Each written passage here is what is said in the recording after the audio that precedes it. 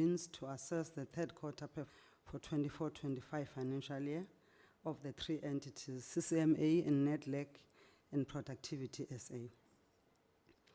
This review allows us to track progress against set targets, budgets and strategic objectives while ensuring alignment with broader policy frameworks, including the Medium-Term Development Plan 2025 to 2030.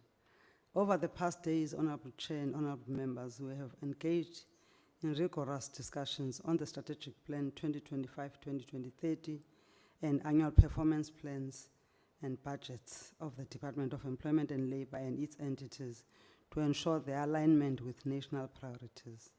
These plans, which we are set to table in Parliament in the near future, but in terms of the DPME, we are expected to have completed those plans and submitted to the Presidency by the 4th of April 2025. They will define government interventions over the next 5 years under this 7th administration. As recently as this past week, as we have alluded to, Chairperson, this portfolio committee conducted an oversight visit to the Northwest Province where several critical labor issues were raised. Among them was a discussion on the national program called Labor Activation Program, a crucial intervention designed to upskill and provide employment opportunities for the people of this country.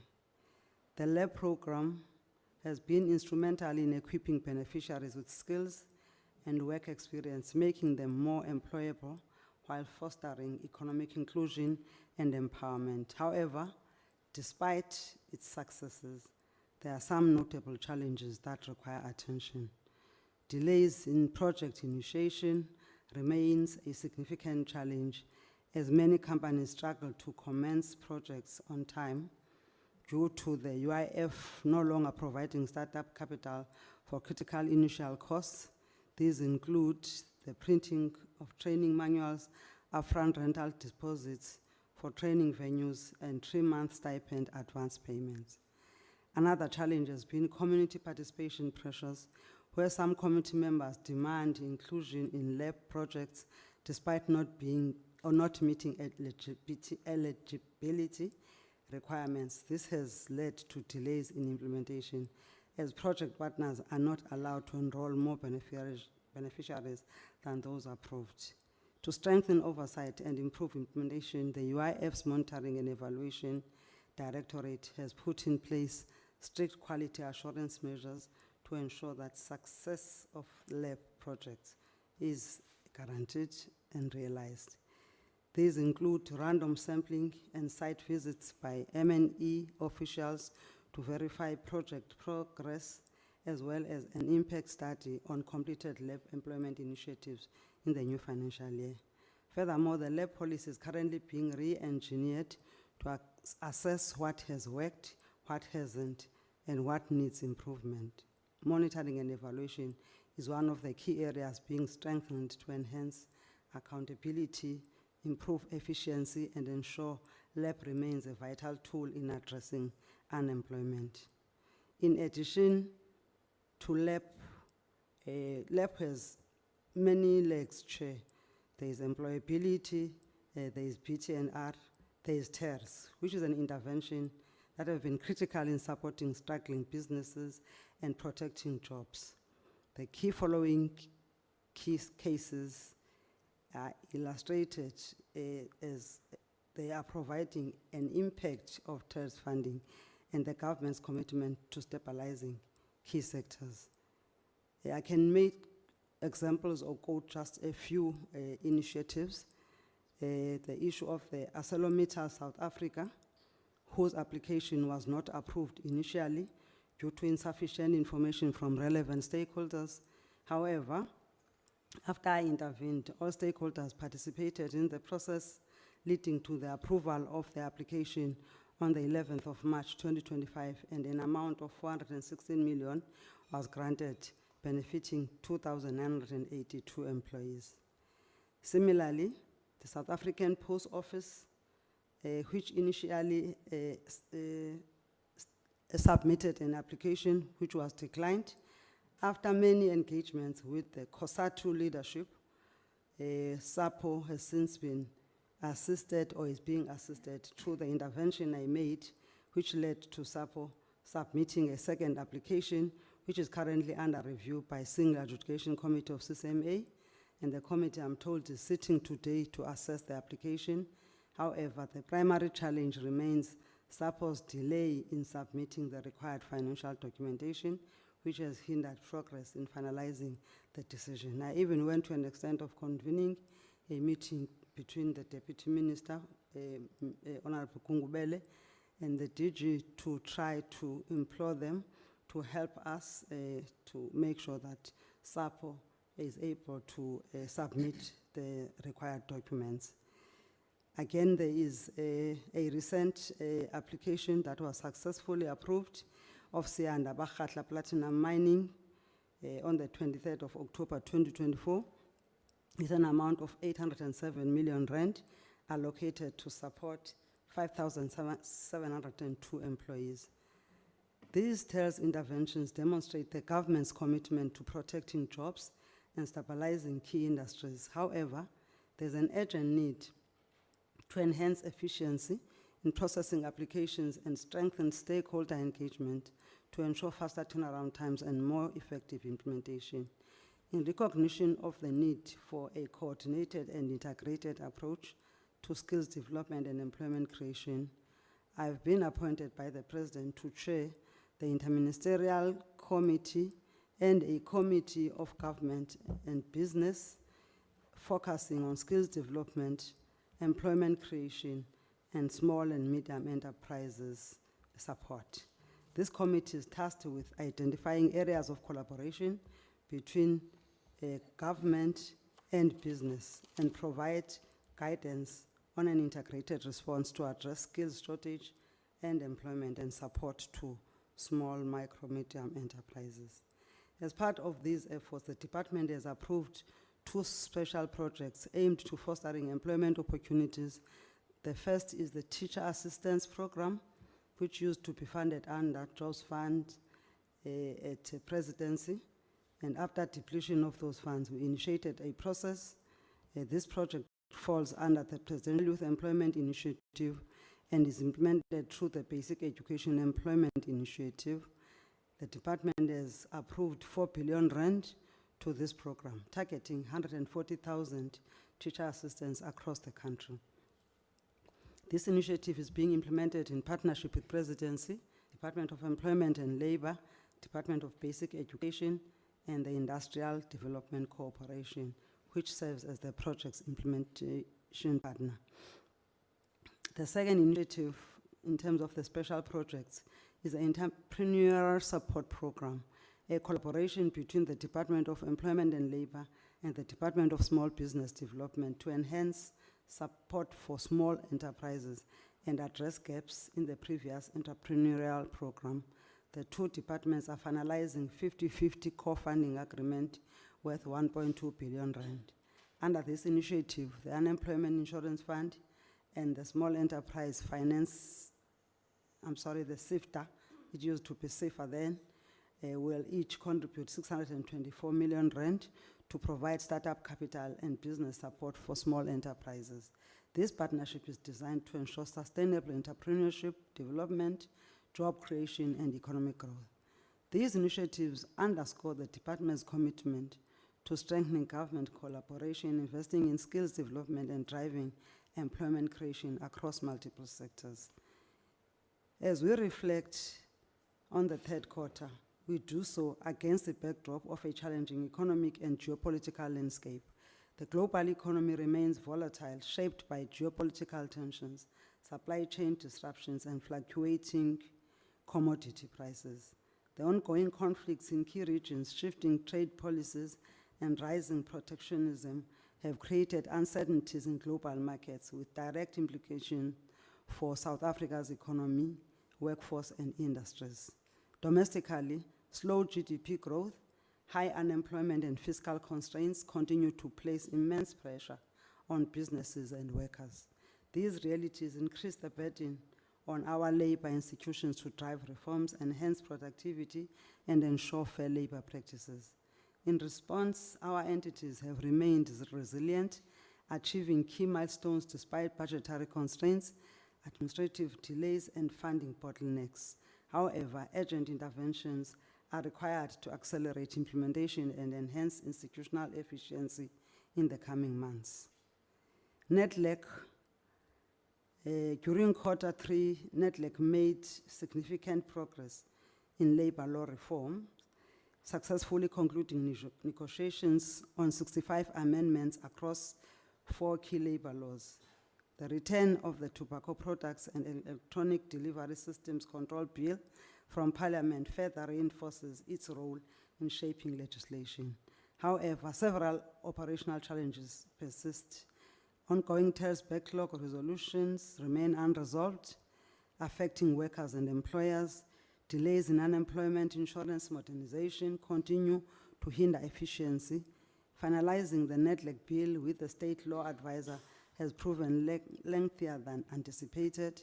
Despite these setbacks, Nedlac remains a critical platform for stakeholder engagement, and efforts are ongoing to resolve bottlenecks. On Productivity SA, as a key enabler of enterprise recovery and competitiveness, Productivity SA has made important strides. In July 2024, the Unemployment Insurance Fund signed new 165.6 million rand funding agreement with Productivity SA for a 3-year period. Under this agreement, Productivity SA will provide technical support and business turnaround strategies to at least 226 distressed companies with the goal of preventing 11,300 job losses. The Competitiveness Improvement Services program achieved 100% of its targets. However, its overall performance stagnated at 63%, mainly due to delays in UIF funding transfers, affecting the business turnaround and recovery program, cash flow risks linked to budget cuts and revenue shortfalls, payment processing challenges arising from supply invoice disputes. While an acceleration plan is in place, meeting the annual BT&R target remains challenging given the time lost. However, the 3-year funding agreement lays a solid foundation for long-term sustainability and impact. On CCMA, despite financial pressures, the CCMA continued to demonstrate operational excellence, achieving 100% of its quarterly targets, 99.6% conciliation rate, and 99.9% arbitration completion rate.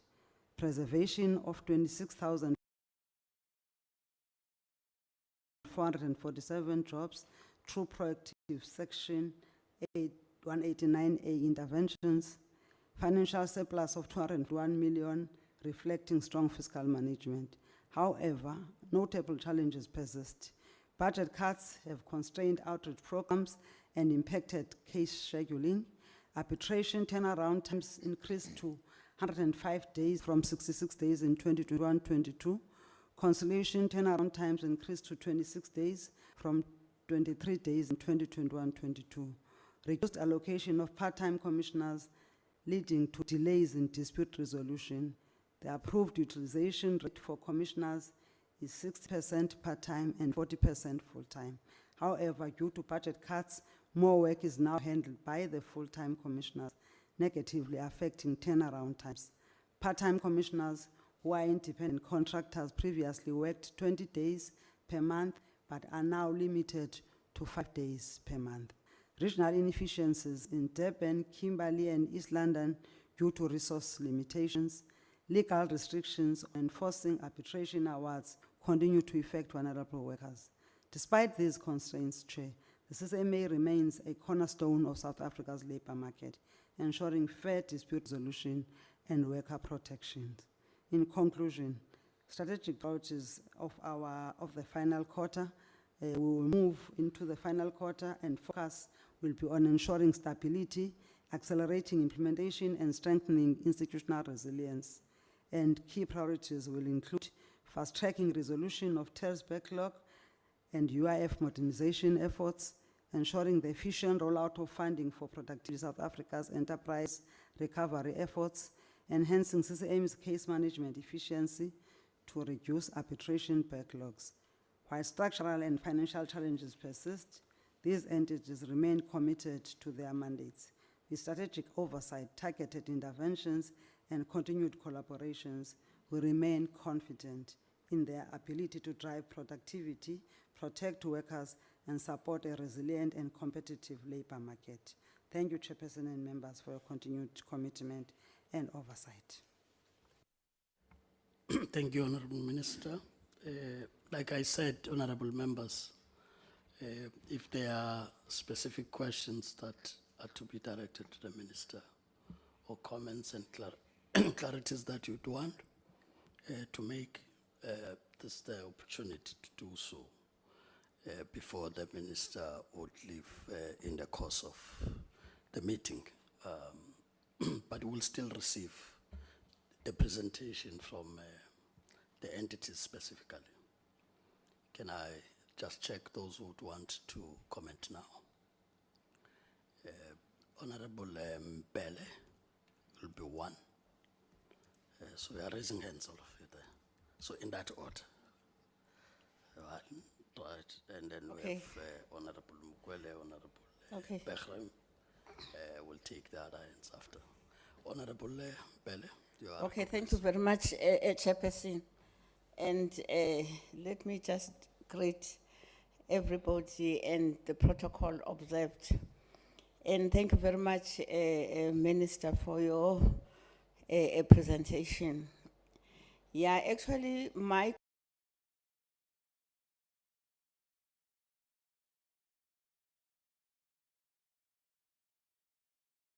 concern will be specifically in terms of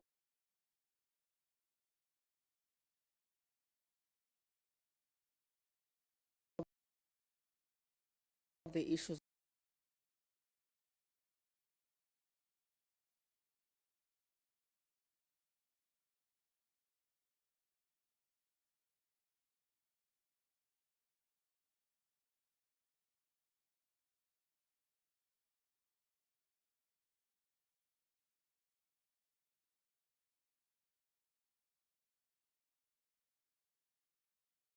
is really going to be making this implemented accordingly. And with the absorption as well of those beneficiaries, whether they will be able to right skill them and also absorb them in terms of the employment, because I think in terms of lab, that is what is intended to be done. Now, if we are talking about the other company, that is the construction.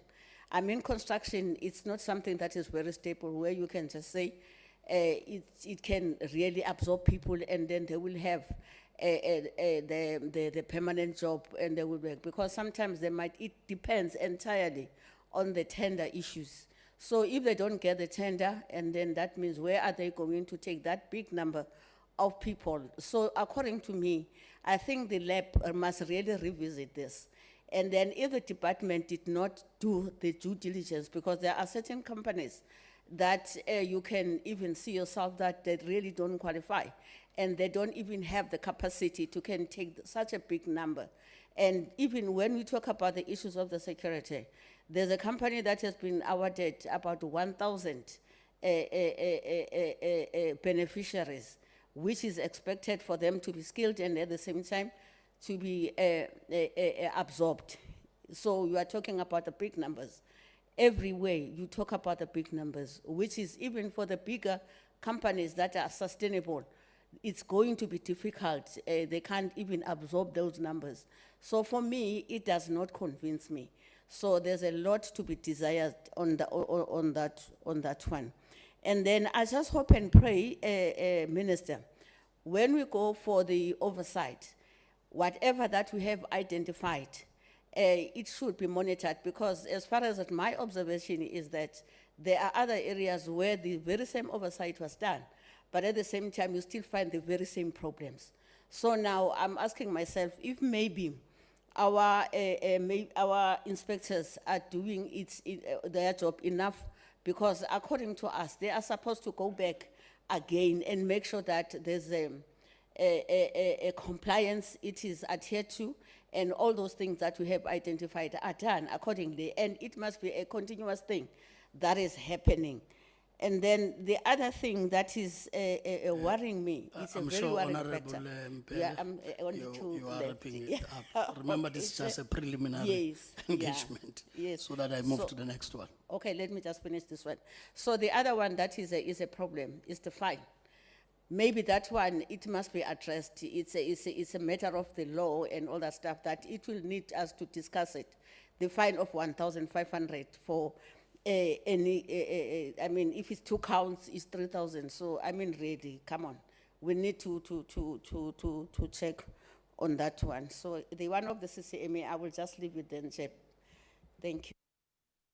Thank you, Honorable Mpele. Honorable, it's now your turn. Mtubatsi. No, thanks, Chair. And welcome to the presentation that the Minister done. Mine is a very simple one. You know, I spoke about these things of the skills development. I think at some point we're actually being insultive to the word skills. If you look at how the practice has been in the country. And Minister, Deputy Minister, I want to indulge you that you must actually consider carrying out an investigation around these service providers in the department under the guise of skills development. I can tell you now that making a follow-up from what the honorable member have said, and I'll repeat this, the Department of Labor has become a cash cow, a sophisticated route where money is being siphoned by corrupt individuals without any fear of contradiction. Some of them are in the department to come and craft these training programs, sell them to yourselves, sell them to us. They look very nice. But immediately after this young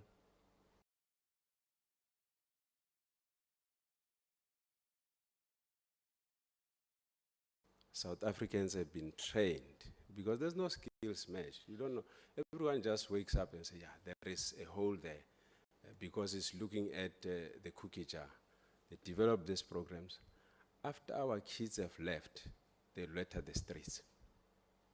And it is on those bases that I want the minister to seriously look into this particular issue. If we have to launch an investigation on the service providers, let it be. Thanks, Chairperson. Thank you, Honorable Mtubatsi. Honorable, it's your time now. Yeah, thank you very much, Chair. Let me observe the protocol. I don't want to waste much time on that one. Honorable Chairperson, I just want to pose a few questions to the Minister. Just the first one, Minister, I just want to check what informs the budget allocation for the lab according to the provinces, and then the adjudication process of those funds allocation, and the total amount of this program, because we've been getting 10 bits of this budget allocated by province. Like now, we only get to know after Honorable Sibi, that was the one that maybe posted that. Then we only found out that there was a money that has been given to Northwest. Then now, the next on the line is in Mpumalanga, and I am checking the huge gap between the allocated funds from Northwest and Mpumalanga. What makes this kind of a huge gap? That's why I don't know what is difficult that the total amount of this budget of lab, how much is it, and then how it has been allocated to different provinces. Each province has been allocated how much. We want to know that. And then number two, what is the status unbundling and configuration of the UIF and the compensation fund? Want to check what is the status. And then the other thing,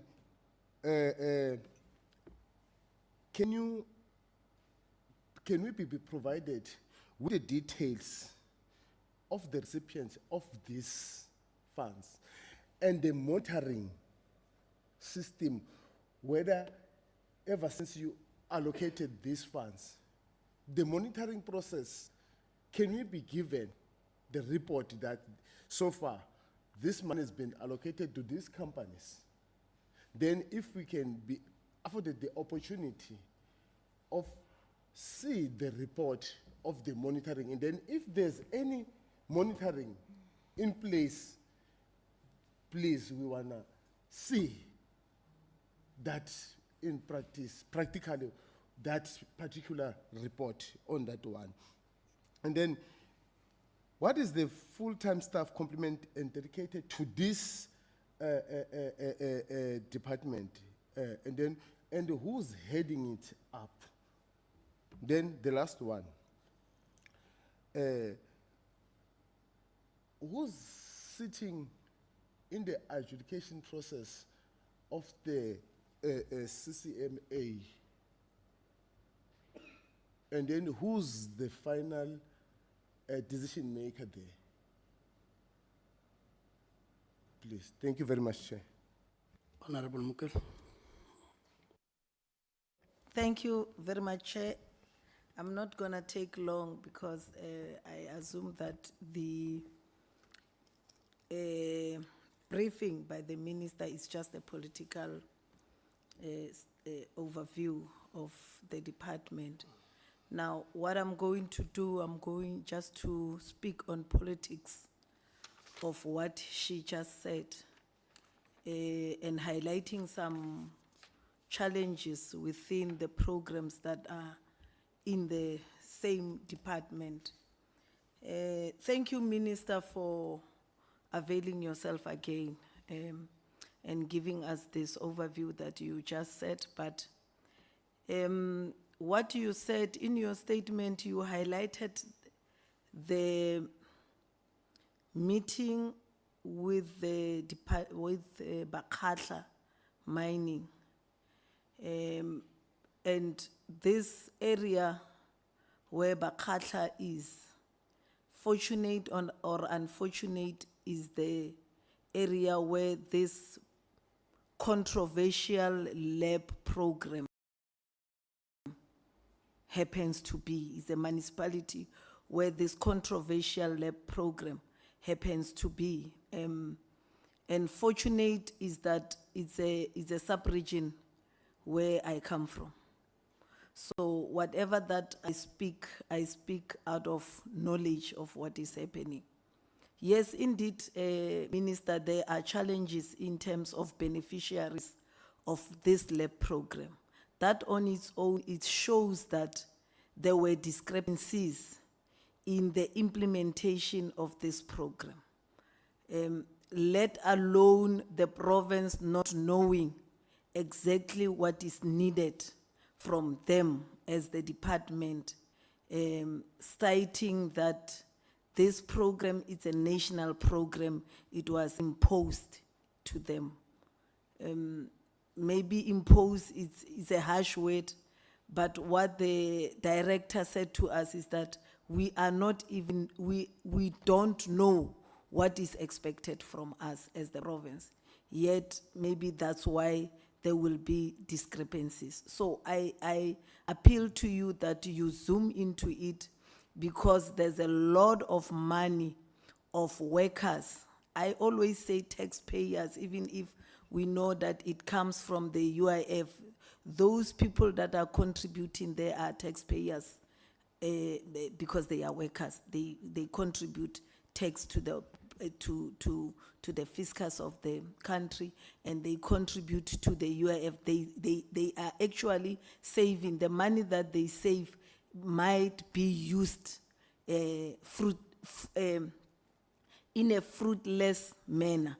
So if you can zoom into that aspect, Honorable Minister, and Minister, I thought you'll be part of the presentation. I don't know where will time be when, especially the CCMA and the Nedlac when they are presenting, because there are so many political interactions that we would want your intervention on as a political head of these entities. So as the EFF, we just say, lab program in your mind as government might be a good thing, but in terms of the implementation and how we want things to be done, I will pose this question to you again, Minister Ore, this insight to say, with that in mind, why can't you take this huge chunk of money that you are giving to private people in a form of companies that are being employed, appointed? Why don't you capacitate your very own, which is the state, in this instance, which is the department, to make sure that they implement and they make sure that there is a sustainable work, not work opportunities, in a manner in which this program will do, but a sustainable work that will, at the end, make sure that the vulnerable are being taken care of and the vulnerable are benefiting. And with that in mind, the shifting of economy from the one sector of community will then be balanced in the majority, which happens to be black people. Thank you very much, Chair. Honorable Behram, I'll then take any other hand. The minister would have to respond at some point because we have granted her permission to leave at 11. Honorable Behram, it's yours. Thank you, Minister, and thank you for the input. Minister, the LAP program has been a whole failure in the past. It's been a feeding trough where people could help themselves to enormous amount of money. When we're not seeing much results, we're seeing job opportunities and those jobs disappear. I've tried to do a small calculation, and even on your latest advert from the department, it looks like every single job opportunity that you'll make will be in excess of 50,000 Rand per job, just for the job opportunity. That's your, if you do the calculation, you do that rough calculation, it's probably a lot more than 50,000 Rand per job.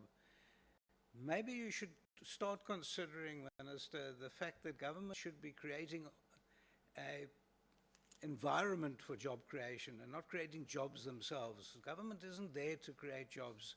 Government is there to create an environment. And maybe that should sink in. It's like that all around the world. Thank you. I don't want to jump in. Okay. I would then, if there are no further questions, ask the Minister if you want to respond to those that you can respond to.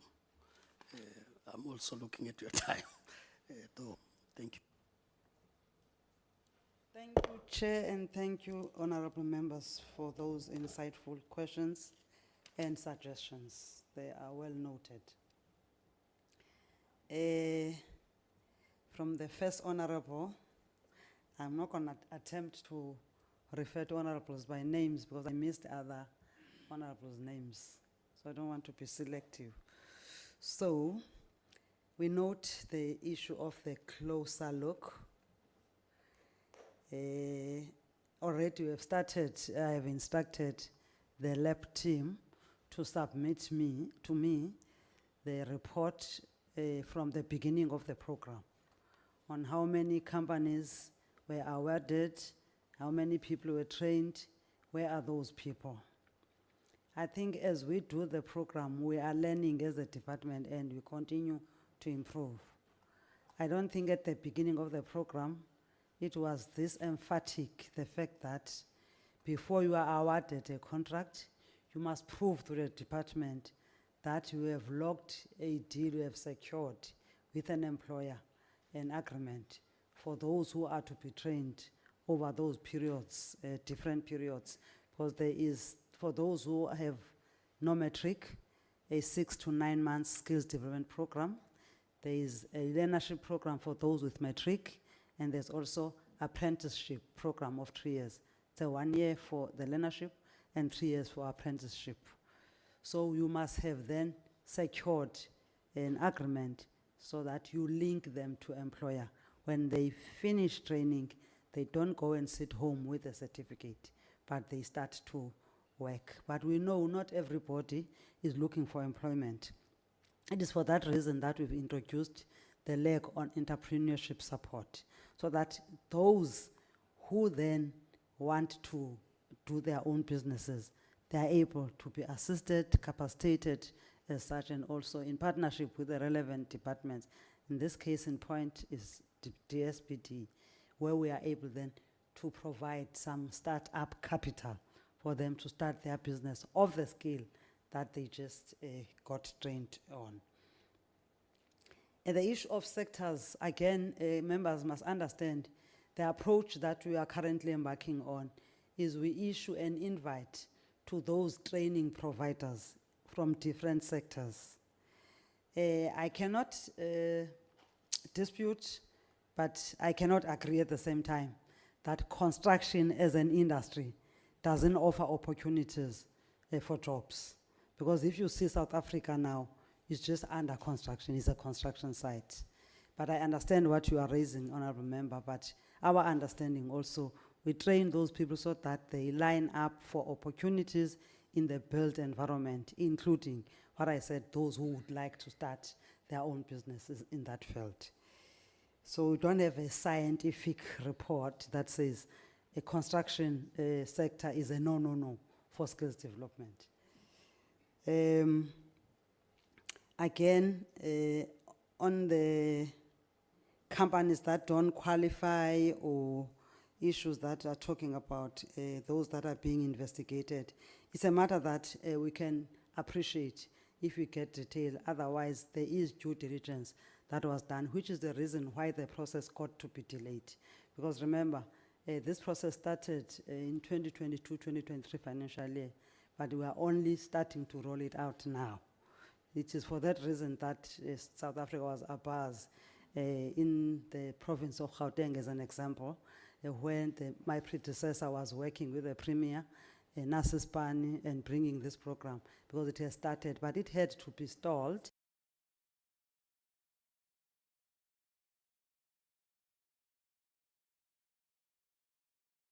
Because there was an intervention by the presidency, additional to the due diligence that is done internally by the LNEC, which is the Committee of LAB. There was a probity also that was conducted, led by the presidency through a deployment of the PMO department to ensure that those who claim to be service providers on scales, they are examined, visited, and we can be sure that they are really what they claim to be. So that's what we understand. On the issue of the inspector, we agree that we are not well capacitated in that field. We've got only about 2,000 inspectors to inspect close to 10 or if not more, 10 million companies. It is for that reason that sometimes they go and they don't go back. They go once, and those who are contravening our laws, they escape with murder. And it is for that reason that we have introduced this program of the 20,000 inspector interns, just to bolster our capacity to internship program, so that while we are looking at a lasting solution on how best we can even use the 4IR in terms of the technology to inspections, not necessarily everything must wait in terms of compliance, so that we can even maybe reduce areas of compliance that need physical visits by our inspectors. We are embarking on that exercise. So we agree with you to say they go, they don't go back because of the limited number that we have. And we note the issue of the revisiting of fines if they are a deterrent, if they are that less. Honorable Member, skills development and insult. I cannot disagree with you, it's your view, but the reality is we know that it has been proven that the labor market does not absorb the labor force. of the 1 million individuals of South Africa who enter the labor market every year, only about 400,000 get to be employed. 300,000 will find some job. 300,000 will never be employed. One of the reasons that come up top is the issue of the skills mismatch. So I agree with you to say there is a need for a relook on the skills. What I have observed, and I've since again said there must be a very scientific study conducted as we try to reconceptualize lab to strengthen the work that we are doing, so that we don't just throw the net wide and catch any fish. We must be directed to say we want these partners who partner with us to provide skills to South Africans, to provide demand-led skills, skills that are demanded by the labor market. So I agree to say, to give a skill that will end up putting the same participants in the same basket of unemployment is not a right skill.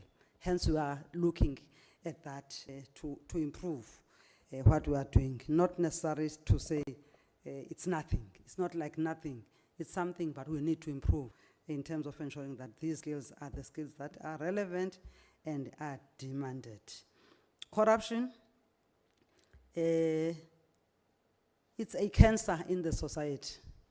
It cannot therefore say we must throw the bathwater with the baby. If then there are corrupt elements, we must come closer, deal with those, send a lesson, and I would appreciate then where there are corruption cases that are known by members, that will be informed, but also we are coming closer to ensure that people who come here are not using government as a cash cow. Instead, are the people who will be providing the skills that are so needed, in particular by the young people. So I cannot go further than that because the issue of the skills mismatch is one of the reasons why the labor force is not absorbed by the labor market, as I had said. But the issue of the GDP growth is another very important issue. I agree, Honourable Member, the last Honourable Member, that we cannot be the ones who create jobs as government. We must create a conducive environment. But we've also got a responsibility as government. While there is an issue with the sluggish economic growth, which can create jobs, investors that are not investing enough in South Africa, there must be an intervention. Hence, LAP is that intervention. An interim gap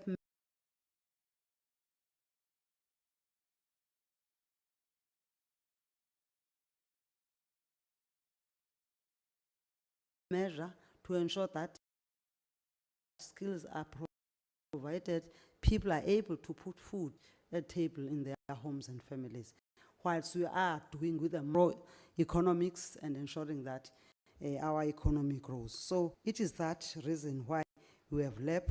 The issue of the budget allocation, the budget allocation is in line with what I've said. We invite partners come from different provinces, then we allocate. What we just rolled out is just almost less half of the 333 partners whose applications were approved. We're only rolling out the 115 which have been yet since finalized. We've got about 170 something, 75 that we are still trying to finalize. So you'll see we are in Mpumalanga today with a higher number, Northwest less number, not because it is all exhausted, but because it's what is ready for us to roll out. But there is no allocation that says we're giving you this as if it's an equitable share.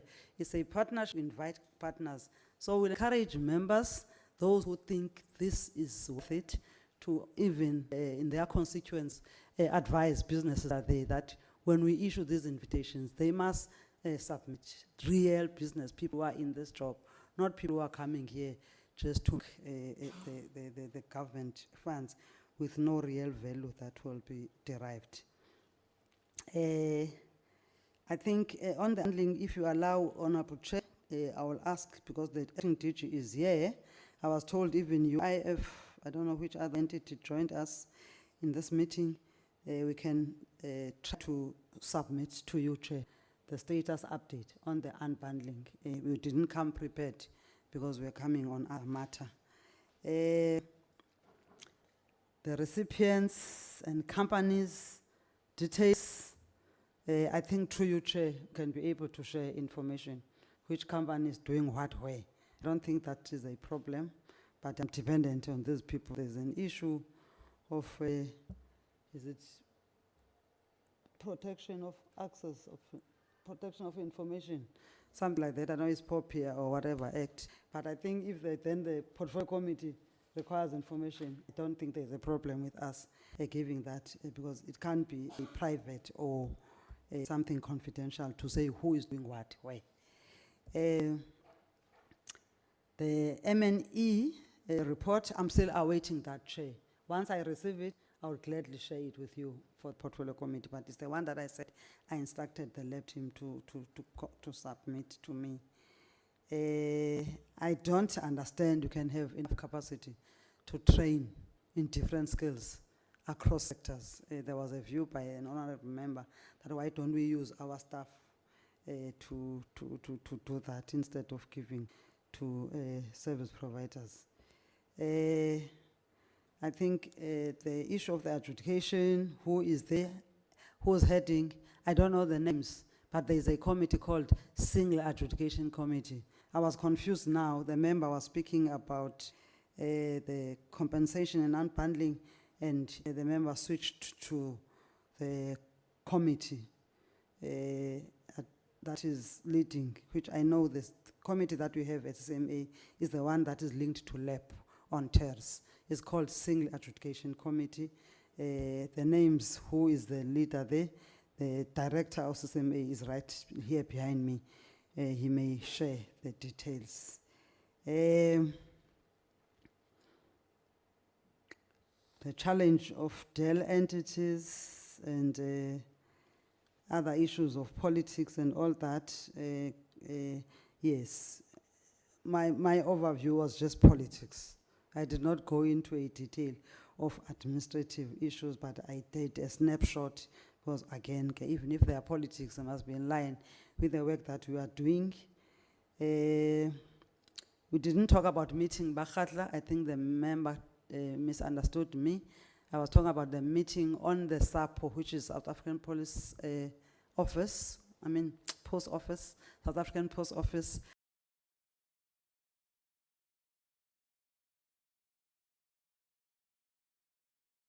With the ministry there and the DG to check how we can intervene on the issue of the SAPO application to save the jobs. But we were listing those companies that we have since awarded. Under Bakatla is one of those, which is under TERS, because it's a company that is in distress, not per se LAP, but we note the fact to say, coincidentally, the challenges LAP are in that area where that company is, including the fact that the member stays there. Then we'll be assisted even more details if there's a LAP program that was awarded there to a partner. If then there are challenges, my office is open that to engage even telephonically, that you can quickly go to see how we can resolve the challenges. The province doesn't know what is needed. The DG is listening, acting DG is listening. Maybe to empower our CDPOs and their management teams to understand, yes, it is a program that I know it's seated at national level, but I thought the CDPOs are part of engagements and understand. Hence, even when you go to provinces, they are the ones who normally lead us to tell us what they've done in preparations for the projects or the program that we've been having in the past 3 months or so. I'm sorry, I'm going to miss the part when the presentations are done, but the Deputy Minister will represent me well here. In particular on CCMA, he's a delegated authority to oversee CCMA. Yes. We are yet to see, Honourable Member, the issue of the failure of LAP and no results. I'm still optimistic, but I'm just rolling out the first lot after I joined the office.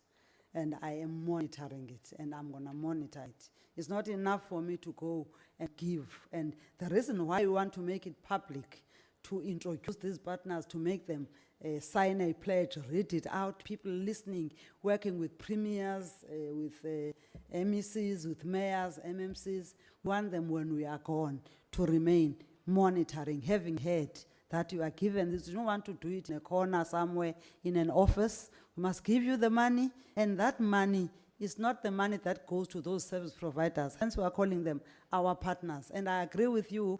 I'm just maybe gonna miss the detail.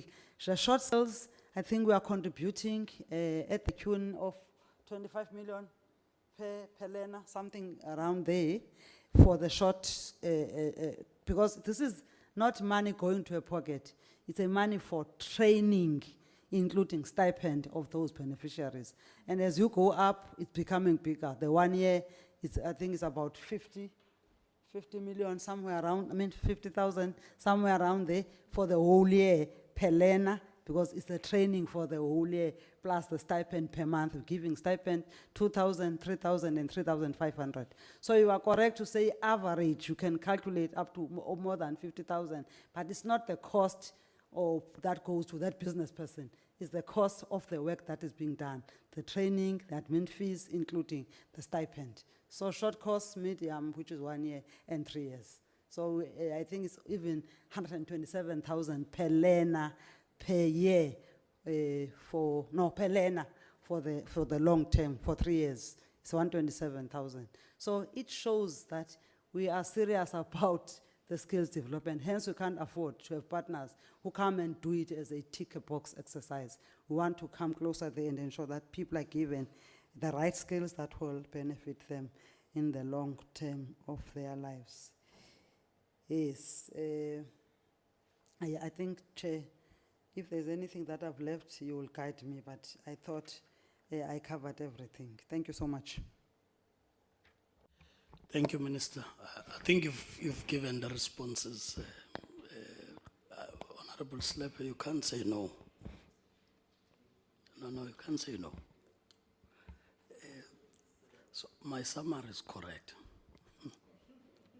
The Minister has responded to the questions. So if you have got something called follow-up, it is because you need clarity, not because there was no response.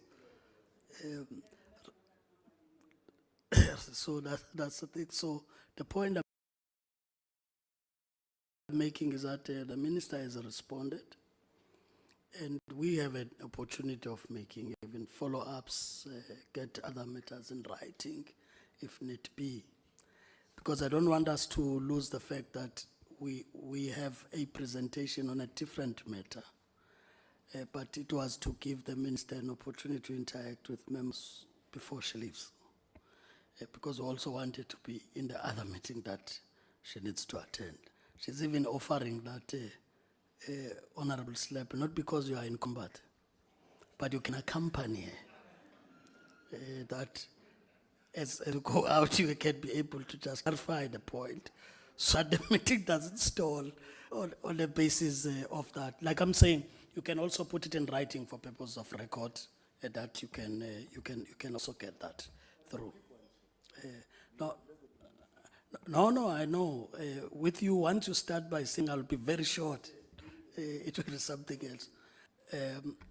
But she can respond as she leaves. It must be on record, Chair, please. What is the clarity? Clarity is that on the issue of monitoring, I'm not clear. I'm not getting a clear response on that one. 2, Minister, I'm checking with the current acting personnel in the departments. What is your position in all? Because we have got an acting DG on top of the acting DG. What is the status there? Thank you very much. Honorable Slab, you will agree with me that this second one was not a follow-up to what you raised. So you are putting up a new question. Luckily, we will be left, Honorable Minister, with the Deputy Minister who we engaged with on this matter. And we had asked for a feedback in this meeting. So he'll probably be able to respond to that matter. We really thank you for responding to members on the questions and comments made. But we really also appreciate the interventions that are being made, because we may take this to be very small, saving the number of jobs that are being saved. it's very important in that it doesn't help to say you're creating many jobs, but a lot of jobs, people are in a way being retrenched. It doesn't help us. But I think the report you've given us, with confidence, we can go back to our constituencies and say this is what is happening with the AMSA issue. This is what is happening with the SAPO that they thought it's a dead matter, that it is now being discussed again. We can say that it is not just a promise to have these education assistants. There is, man, because there's a problem about it, that we always say it will happen by this time, and once it doesn't happen, it leaves the impression that it's one of those promises that get made and there's no money to it. So at least those guarantees, I think, from where one is sitting as chairperson of the committee, it gives us the reasons to oversight you again on the implementation of those, and surely you'll be giving us progress all the time where things are, so that we're not fed by the media only, and then you hear that there's this amount put, there's this amount less now than what was committed, and whether those jobs will be saved or not. So we thank you. You would leave at the time you need to leave, but we proceed now to get to the next item on the agenda. And that item, I want to also guide, because members, even though they never registered this as apologies, they've indicated that understanding the preparations for the House, there would be many caucuses that they are attending to. But we also want to balance that with the quality of work we do.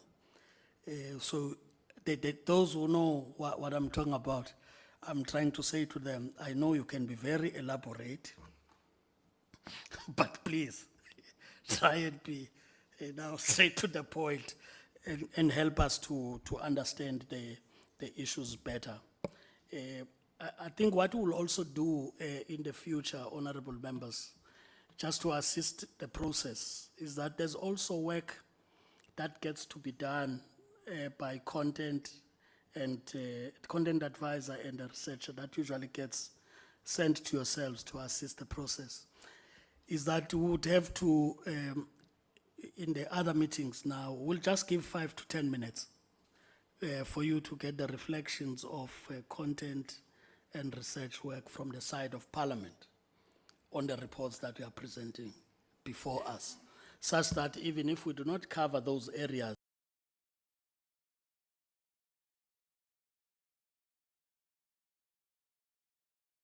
at least you would leave knowing that there's also this view from a point of research and content. So it helps, so that we also appreciate the work they do behind the scenes to enrich the work of members in doing their oversight. So at least there's that element. So we'll now take, as I said, the reports, starting with, I think it's the CCMA, right? And as I said, it's not personal. It's just that I was warning people that I know can be very elaborative now, that please adhere to the time. I would want to give you what is my, so that if you go over by 2 or so minutes, I don't lose much. On 15 minutes presentation, taking only the points that must be emphasized. And I'm taking advantage that the Minister has given us a political overview already, which also speaks to some of the areas.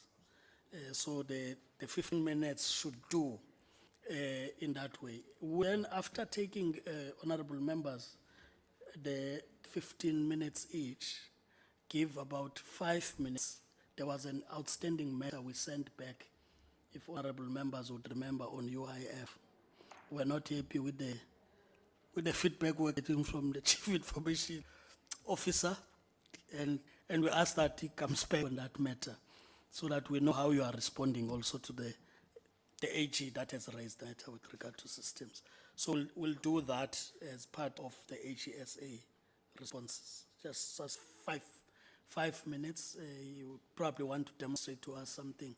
He tried to do it in the oversight, just to make the point that he was responsive even at the time.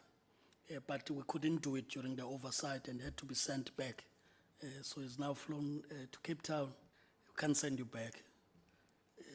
You must do what you you came here for. So for the 5 or so minutes we'll do. And then take up a discussion. We'll manage that discussion until we are able to our own agenda on minutes.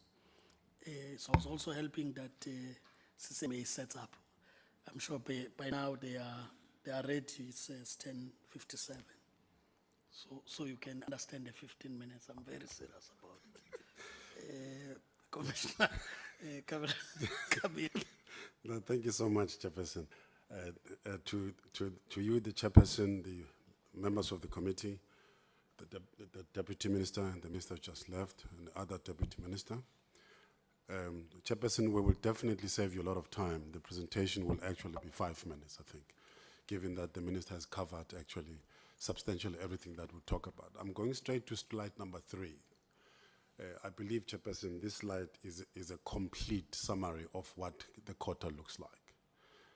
I'll just refer to the second slide, to slide 6, then that'll be the end of the presentation. When you look at the slide, you will see that in the third quarter, as far as the financial overview is concerned, we have expended 73.4% of the annual budget. That's just above R1 billion in the third quarter, with that 2.1% favorable variance. That is as far as the financial performance is concerned, so there's nothing else to report. On the irregular and fruitless expenditure, the only one worth reporting is the second one. The first one is about the barcoding on the chairs, and they couldn't find them, so it led to that 10,000, which is a possible irregular expenditure.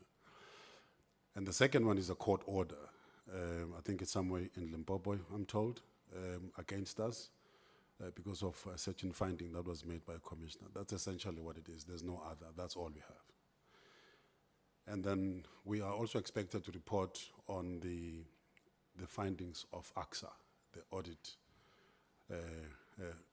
of South Africa. We had, just historically, Chairperson, when we started in 2016, 2017, we had about 42 findings, including, material findings.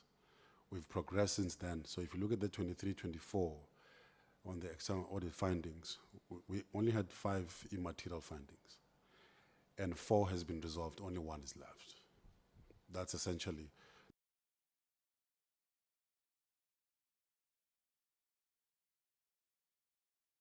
the report on that. If you progress to slide number 6, that's the performance of the quarter. That's 100%. That's the end of our report. Yeah, thank you. Members have read anyway the presentation, so. But the slides you've pointed out summarize where things are. Can I move to the next? What is it, Nedlac? No, you can just Honorable Behram. We'll say now take, is Nedlac now? Yes. Nedlac, with the intro that the AG was left to give for new people.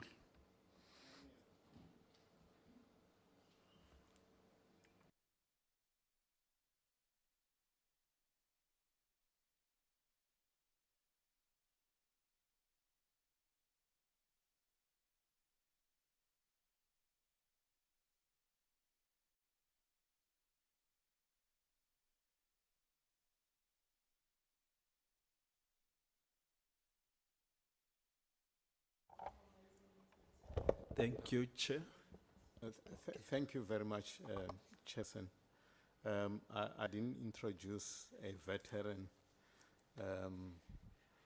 Untate Cameroon, because well known. But we have since had changes at the Nedlac. Ms. Seftel has since left, and we have had changes, and maybe the leadership of Nedlac in introducing your team, there's a list of people that was sent.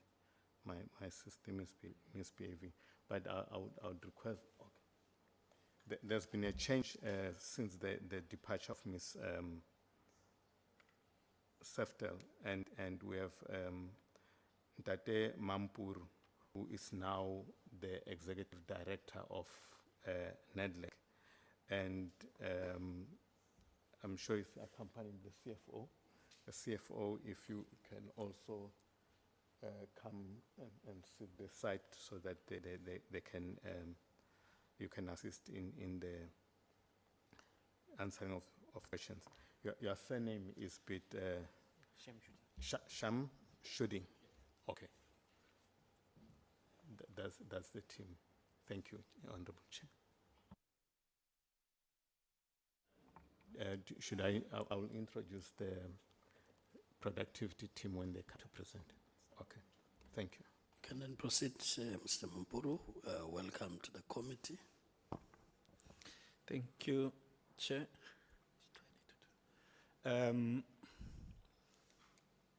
It's not my space, but I should also point out that Mr. Mkalipi, who's well known to the committee, is overall convener of government at Nedlac.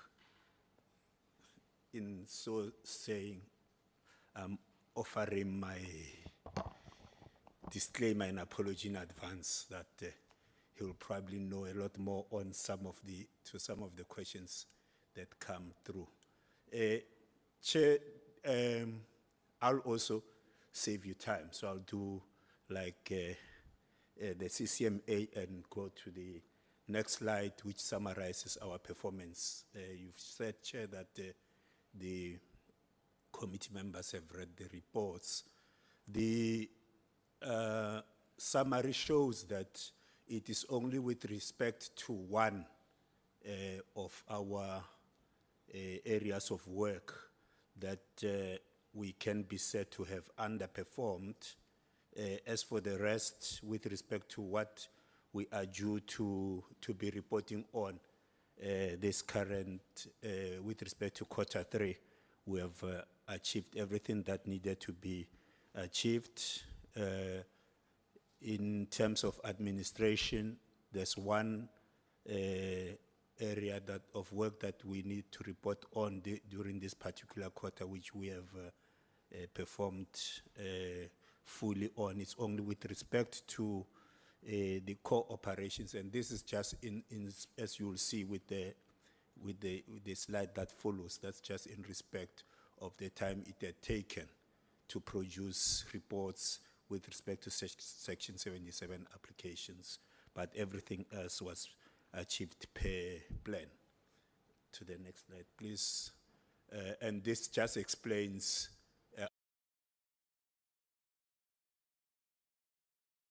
our performance, and that is essentially what I was saying, that the underperformance recorded there is with respect to Section 77 reports. Thank you very much. Next slide, please. And in here, we then zoom into some of those Section 77 performances that we said we had not achieved on. We also talk about the dialogue that was had with the Minister of Finance and what's come out of those dialogues. And then, of course, there were other activities of the Public Finance and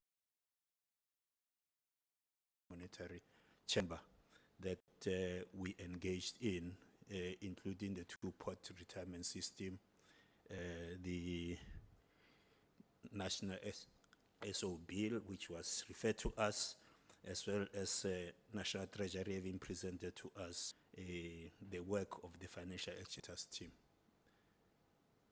Let's go to the next slide, please. And with respect to the Trade and Industry Chamber, we reflect on the work that we've done there with respect to processes as well as other activities which I believe the committee has side of.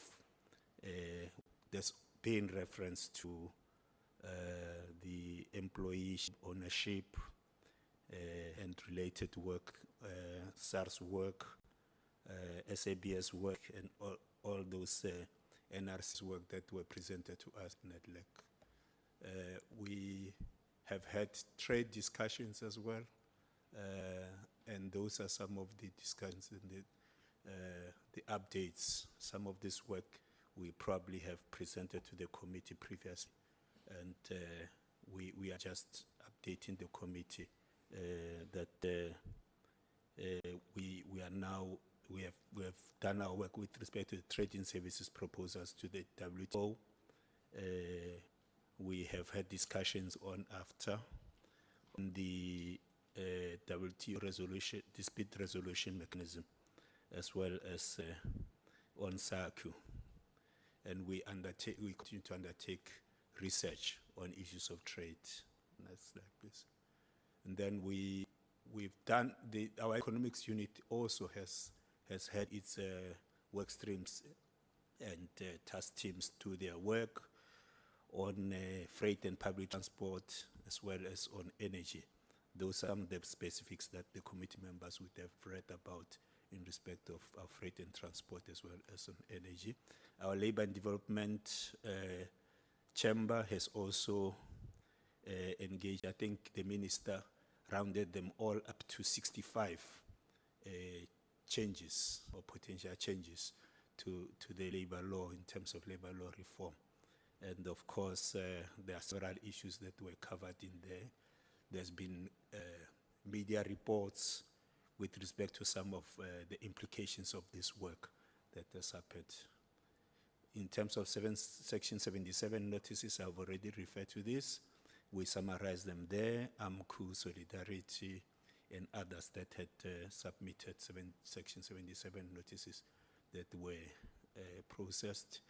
The UI work, the committee is most familiar with it. I won't dwell much on it. Apologies. In the development chamber, there's some processes and dialogues that were engaged. These registries, review of the white people local government, and then there were other activities in that regard. And then we summarized the work of the Presidential Climate Commission. The committee will be familiar with the fact that the Presidential Climate Commission is incubated within Nedlac, although it does its own work. It has undertaken some policy and scientific research and recommendations that were generated out of that. And of course, it has further engaged with stakeholders. I think our constituency capacity building continues to be done. Community has done its very specific ones. The committee has spoken about the Nedlac revision of the Nedlac Act, which is we've taken note of the expressed frustrations and concerns with how long it is taking and its potential bureaucratization. That is fine.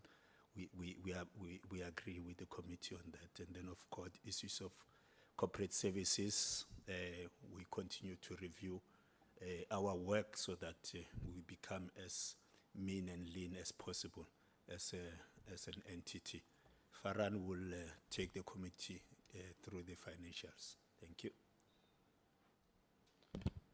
Thanks to you, Honorable Chairperson and Honorable Members.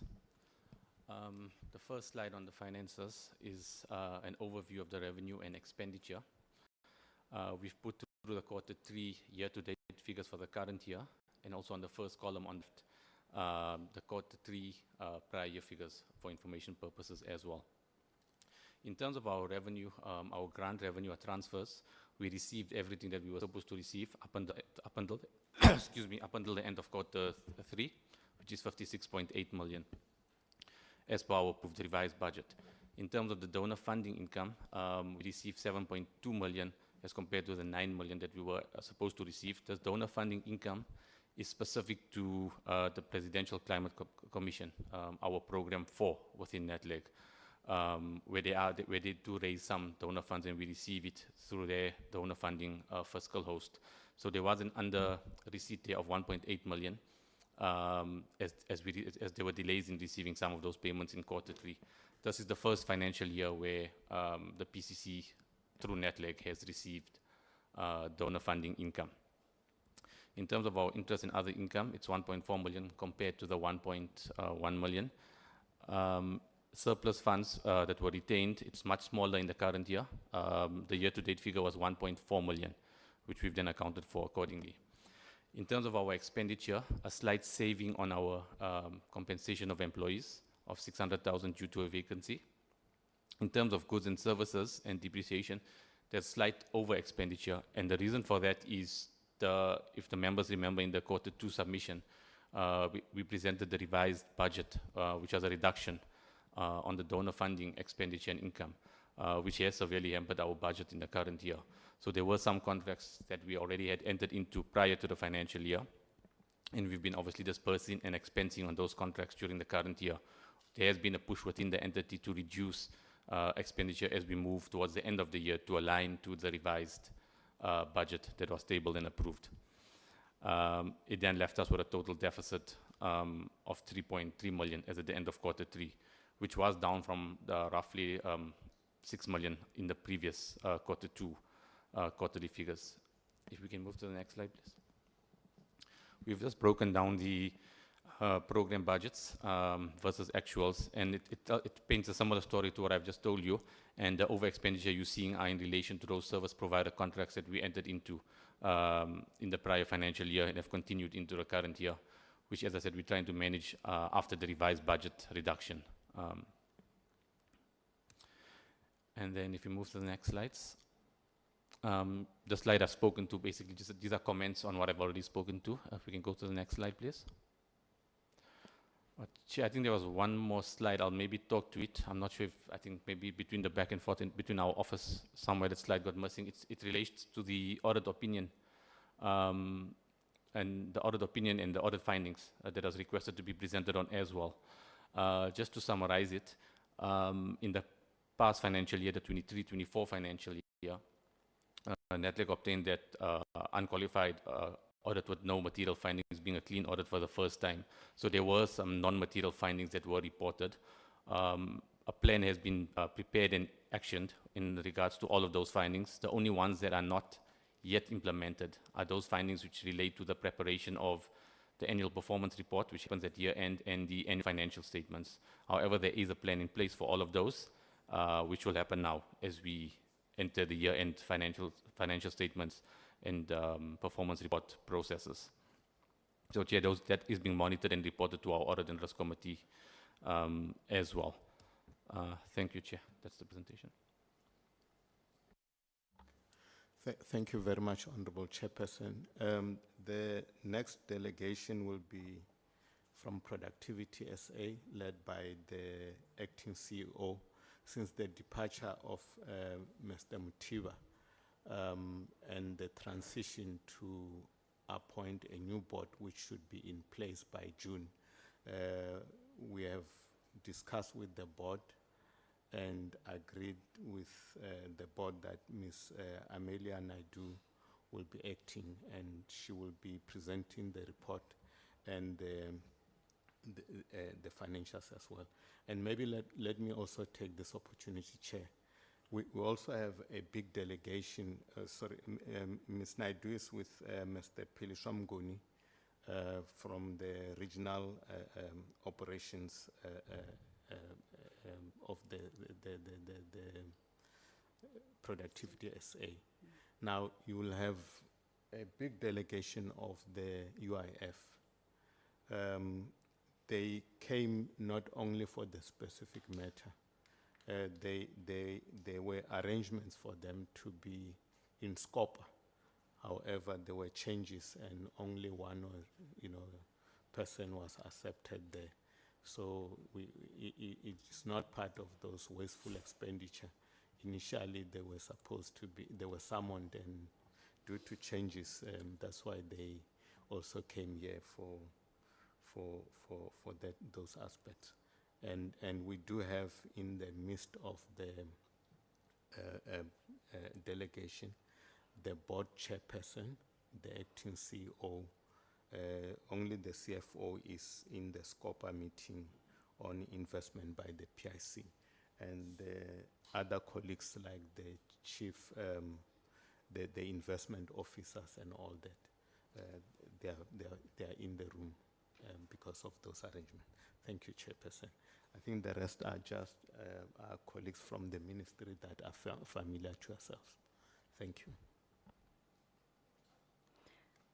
Good day, Chairperson, Honourable Chairperson, as well as Honourable Members, Deputy Minister, as well as the Acting DG. My name is Amelia Naidu. I think I've sat in front of this committee a few times now. I'm the Acting CEO from Productivity SA. I'm just going to go through the performance. I think this isn't something that isn't new. Productivity SA for the last quarter has achieved the 63%. The reason why I say it's not new, we brought this to the committee in the previous quarters, that the biggest factor is about the unemployment fund agreement, which is the business turnaround recovery agreement that was only concluded in July, and the funds were only transferred in November. So that is 25% of our overall performance that was affected. And then further to that, we also had one non-performance aspect, which is on the 30-day payments. So I'll go to the next slide, please. So you will, okay, next one. So here you have all three indicators where you say that there isn't, or where we indicate that there isn't an achievement. The 30-day payment, we did try to tighten up controls within the entity itself, but further to that, due to the decrease or the reduction in our funding itself, we do have financial constraints. So the payments within the 30 days were not always possible, but we have come to a resolution as well as executives, and we are trying to improve on our cash flow with our other revenue generating aspects of the projects that we have underway. We do believe that in the next quarter, this will be resolved as well.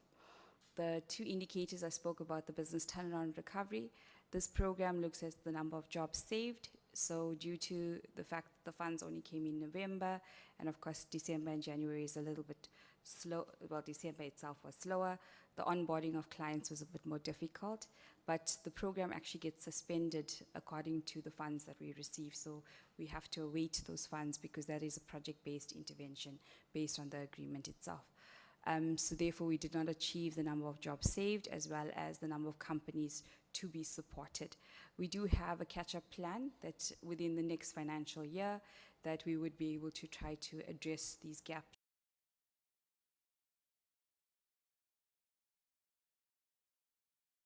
and support these enterprises that we were planning to support in quarter 1, 2, as well as quarter 3. Okay, can move on. One of the highlights I'd like to just raise with you all is during quarter 3, slide 13. During quarter 3, we did manage to achieve our competitiveness improvement services program, which is the support to SMMEs. So this program, we managed to achieve the 100%, where we have supported 950 enterprise, so small and medium-sized businesses as well as micro enterprises. And if you look at the second indicator, which is 1,905 entrepreneurs, workers and managers that are actually trained. So because this is funded by the DEL funding as well as other initiatives that we have with international partners like the ILO, with the Productivity Ecosystem for Decent Work interventions, we will manage to achieve this target. In saying that, you can see part of that highlight is youth entrepreneurs is 43% of our achievements, women entrepreneurs is 50% of those that are trained, and black entrepreneurs is 98% of the actual number trained. Can move to our financial report. That's 18. Yes, there has been a reduction in the funds or the budget allocation for this financial year. And one of the challenges that we have is the allocation versus the compensation of employees. There is a difference, but we are also supposed to support enterprises through other initiatives as well. So therefore, we have other revenue generating projects. That's apart from UIF, there's the DTIC funded program. I mentioned about the ILO, the International Labour Organization, and other special projects that we do run. We are sitting at a 32% vacancy, but the plan is, and this is part of my corrective actions going into the new financial year, is that placements of those positions will be made now in April, since we didn't want to carry the salary cost in quarter 3 and quarter 4. Our model is that we do have to revenue generate, so we believe that financial stability would happen in this financial year if we have the resources required to actually implement. But we do have enough funding available to be able to stabilize the entity as well and meet our mandate with our APP targets. I'm going to go through the audit findings. So Productivity SA has had unqualified audit for the last 5 years, but the external audit had a few findings that we needed to clear, of which 7 of the 9 findings from the previous year have been cleared. The 2 that is ongoing at the moment is the 30-day payment, which, as I mentioned to you all, that it would be under control by the end of this quarter. And the second one is HR, which is related to the leave provisions. Again, we've adjusted the policy and it would be implemented by this new financial year. I'm just going to go to the executive summary just to wrap it up.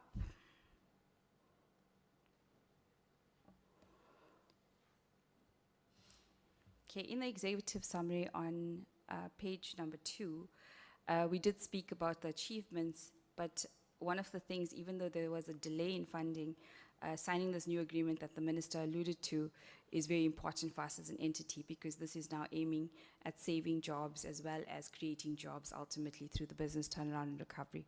I mentioned about competitiveness improvement services, achieving all the targets, which is to support entrepreneurs, and that's through capacity building, but also through interventions for the entrepreneurs so that they become more stable and they actually grow their businesses over time. Third achievement for us was the National Productivity Awards that we held, which was actually attended by our minister as well as the deputy minister, the previous deputy minister. And it was a great success to showcase the interventions within the enterprises. So it's actually the enterprises that have created jobs, that have improved their productivity levels, that are awarded at that event. And it's small and micro as well as medium-sized, large businesses, and we do look at public sector as well. The challenges that our minister alluded to, but also the acting DG has just mentioned as well, apart from the funding or the timelines of our funding agreements, it's also about the board itself. The board would come into effect, the new board, in June, so therefore the appointment of the CEO will only happen thereafter. So we do have a very high vacancy rate as well, and we're trying to stabilize the entity, but we are supported by the Dell family itself, so by the minister as well as deputy minister and our DG. The cash shortage side of it, which was a huge risk for us, it is something that exactly the amount that our funding decreased by is what we had to request for mitigation by the department, so that at the end of March, they actually allocated a 9.5 million rand towards Productivity SA. We are, as I said, prioritizing filling the vacancies, but business critical vacancies, so that we can deliver on our targets itself. Over and above that, we have a number of strategic partnerships on an international level, and we will also be hosting this year the Africa Kaizen Conference here in South Africa, where Productivity SA is going to be named the Center of Excellence. So that's one of the things that we do want to celebrate with the department going forward. So thank you very much. Thank you. Like I indicated, I'm not sure if the CIO is ready to come on board in the 5 or so minutes.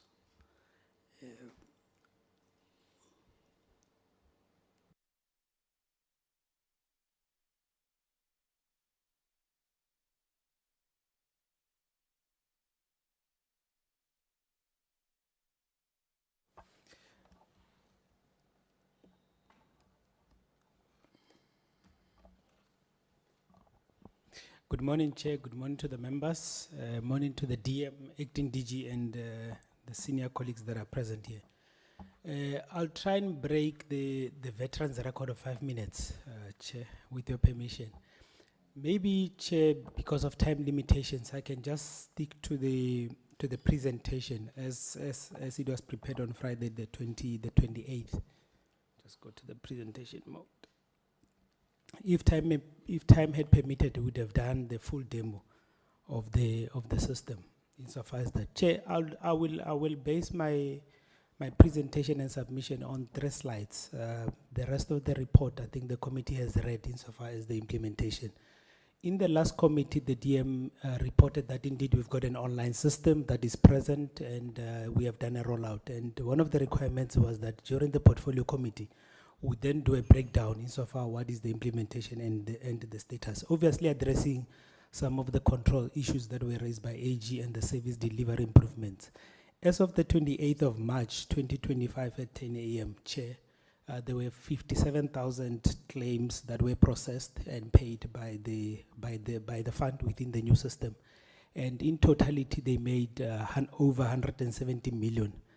That was dispersed to those 57,000 beneficiaries. And in the latter slide, you then see the breakdown per province insofar as the implementation of those particular provinces. And I would not want to go deeper into it, but we have just did a breakdown insofar as the number, insofar as the processing. Chair, in the next 2 slides, we are just breaking down the payments insofar as the ordinary payments. We have paid over 110 million in ordinary payments, which is across the 9 provinces. We normally break down according to our door region, but that has been broken down insofar as that. And what is also key that we should also elevate to the committee is that in the 2 months that we have been in the pilot and the rollout of this particular application, is that we have paid over 7 million to the maternity claims. These are maternity claims that we would have done to our beneficiaries. Chair, insofar as the status of the rollout across the 120, we've got over 126 labor centers, which are the processing sites where all of these claims, all of this amount, all of these numbers that we'd have seen are processed across all those labor centers. And currently we have onboarded, since we started in February, 108 labor centers out of the 126. And currently we are only left with 18 labor centers, and the majority of it, as you see in the slide, are currently in Northwest and also Mpumalanga. In Northwest, Chair, we've only onboarded, the effective one is Rustenburg. The other 3 other labor centers, which are big insofar as volumes, which is your Mafikeng and also your Kleksdorp, are not yet onboarded. And as part of the remedials that we have also engaged with the director UIF in that province, is that in the first month of Q1, we'll then be accelerating the rollout as part of the closing of the 18 labor centers. Then this would then mean that all the 126 labor centers are then able and capable of processing this particular claims that are then processed within this particular time. Chair, I think I would pause here insofar as the status of the system. Thank you, Chair.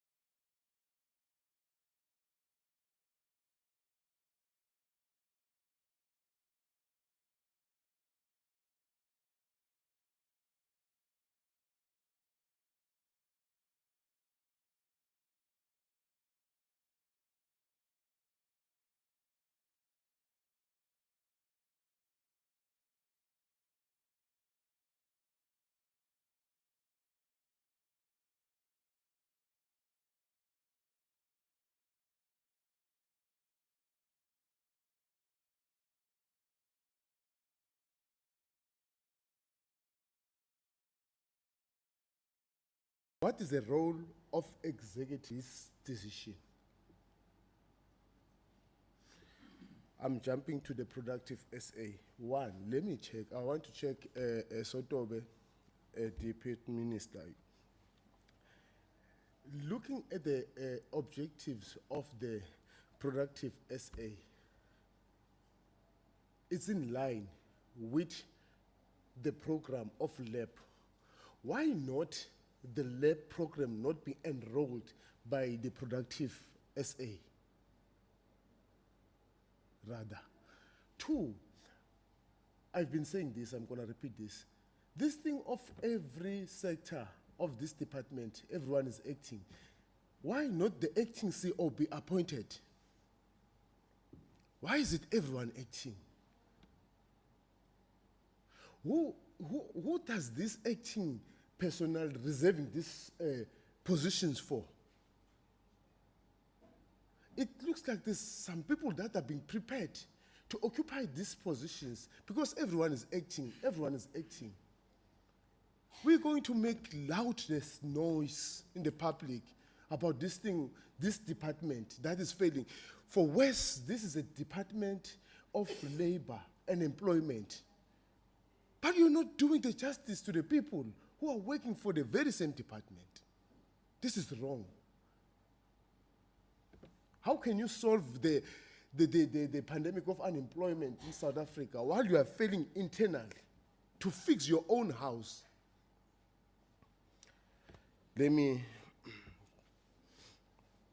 Okay. What plans are in place to make Productive SA self-sustainable?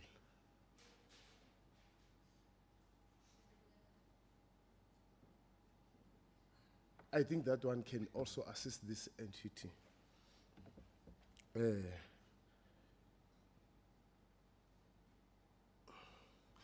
Last one, Chair. As a sort of corner, I wanted to check with the minister that with regarding the LAB program, the community outreach, or rather participation, it was never made in this regard of this program. Because looking at the areas or the provinces, the dynamics are not the same. The dynamics of Northwest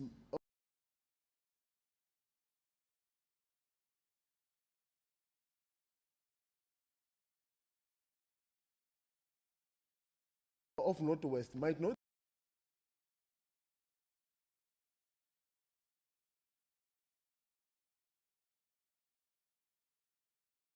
be the similar dynamics at Eastern Cape